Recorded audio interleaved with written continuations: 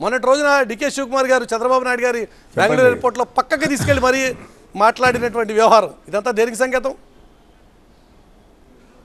ఎట్లాగూ బీజేపీ రాదు మాతో వచ్చేయండి చెప్తున్నారు. వాళ్ళకు ఉన్నటువంటి పరిచయాలు, వ్యక్తిగతంగా వాళ్ళకు ఉన్నటువంటి పరిచయాల మేరకు ఏమైనా మాట్లాడుంటారు. మరి పొలిటికల్గా ఇద్దరు పొలిటీషియన్స్ కలిసిన తర్వాత పాలిటిక్సే మాట్లాడతారు కానీ సినిమా విషయాలు మాట్లాడుకోరు కదా.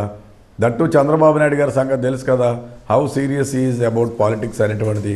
సో మా డీకే శివకుమార్ గారు కూడా is a full time politician, party ప్రెసిడెంట్గా ఉన్నారు, ఉప ముఖ్యమంత్రిగా ఉన్నారు, పొలిటికల్గానే మాట్లాడి ఉండొచ్చు. తెలంగాణలో కూడా రఘురామ్ గారు చెప్తున్నారు బీజేపీని అందరూ.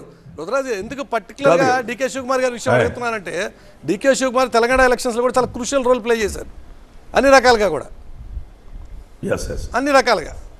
కాబట్టి కీలకమైన వ్యక్తి ఈరోజు చంద్రబాబు నాయుడు గారు పక్క పిలిచి మాట్లాడడం అంటే ఏంటి దాని అర్థం? 2019లో కూడా కీలకమైనటువంటి రోలే ప్లే చేశారు ఆయన. Even though he was not even deputy chief minister, అప్పుడు కూడా రోల్ ప్లే చేశారు. మీకు గతానికి అయితే ఐడియా ఉంటుంది. సో బేసికల్గా is a familiar personality in the southern India for the Congress party. So దానికోసమని ఆయన సేవలు పార్టీ వాడుకునేటప్పుడు అన్ని విషయాల్లోనూ యాక్టివ్గా ఉంటాడు, ప్రొయాక్టివ్గా ఉంటారు. కాబట్టి ఆయన ఆర్గనైజేషన్ నుంచి వచ్చిన మనిషి ఏం తక్కువ సార్లు ఏం గెలవలేదు. ఇప్పుడు 7th టైం గెలిచడానికి he knows the people's pulse. మనం గెలిచినప్పుడు కూడా హైయెస్ట్ మెజారిటీ 1,03,000 మెజారిటీ తోటి ఆయన పొలిటికల్ ఇప్పుడు మీ ఎఫర్ట్స్ ఏదైనా కాదు కాదు ఎఫర్ట్స్ ఏదైనా 2018లో ఆల్రెడీ తెలంగాణలో మీకు తెలుగుదేశం ఇప్పుడు అంటరాని పార్టీ ఏం కాదు, రాహుల్ గాంధీ గారు చంద్రబాబు నాయుడు గారు కలిసి ఒకే డాస్ మీద చాలా సందర్భాల్లో పంచుకున్నారు. ఇప్పుడు మీకు సంబంధించినంత వరకు తెలుగుదేశం మీకు అంటరాని పార్టీ కాదు, అలాగే మీకు తెలుగుదేశం పార్టీ అంటరాని పార్టీ కాదు. మీ ఇద్దరు ఆల్రెడీ కలిసిపోయారు కాబట్టే ఏమైనా జరుగుతుందా అని అడుగుతున్నా.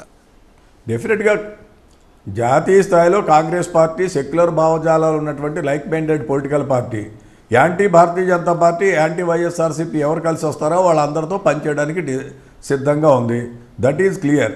దేశంలో ఇందాక మన బీజేపీ నుంచి మన రఘురామ్ గారు చెప్తున్నారు, మమ్మల్ని అందరినీ ప్రేమిస్తున్నారంటే సిబిఐ ఉన్నంతకాలం మిమ్మల్ని ప్రేమిస్తారు, ఈడీ ఉన్నంతకాలం మిమ్మల్ని ప్రేమిస్తారు, ఇన్కమ్ ట్యాక్స్ ఉన్నంతకాలం చూపిస్తారు. అంటే మీరు అందగత్తని మిమ్మల్ని ప్రేమించడం లేదు, మీ దగ్గర వెపన్ ఉంది కాబట్టి భయపడుతున్నారు. అన్ని రాష్ట్రాల్లోనూ అంతే కదా.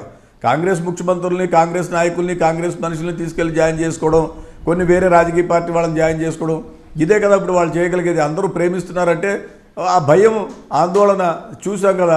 ఛత్తీస్గఢ్లో ముఖ్యమంత్రి కుటుంబంలో ఉన్న వాళ్ళు ఇబ్బందులు పెట్టారు. తెలంగాణలో కాంగ్రెస్ పార్టీ క్యాండిడేట్లు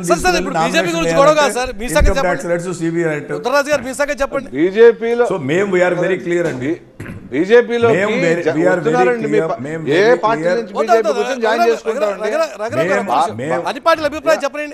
ఎవరు రారండి. మీరేదో పెద్ద దేశభక్తులు, జాతీయవాదులని ఎవరు రావట్లే. భయపెట్టించి షెల్టర్ కోసం వస్తున్నారు. ఏమైంది? ఇక్కడి నుంచి గతంలో రాజ్యసభ సభ్యులు తీసుకున్నారు, ఏమైపోయింది? ఇప్పుడు ఎక్కడ ఉంటారో చూడండి. తర్వాత వాళ్ళు మనం తీసుకున్న రాజ్యసభ సభ్యులు ఆల్రెడీ డోర్లు ఎత్తుకుంటున్నారు, ఎటు వెళ్ళాలో అర్థం కాక.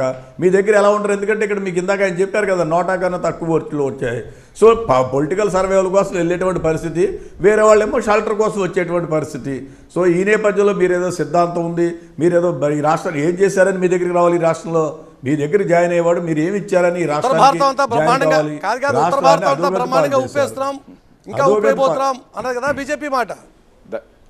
చేసుకోమనండి సార్. నేను అన్ని sir I'm not concern with ఉత్తర భారతం, I'm concern with my Andhra Pradesh స్టేట్కి సంబంధించి మనం డిబేట్ చేస్తున్నాం.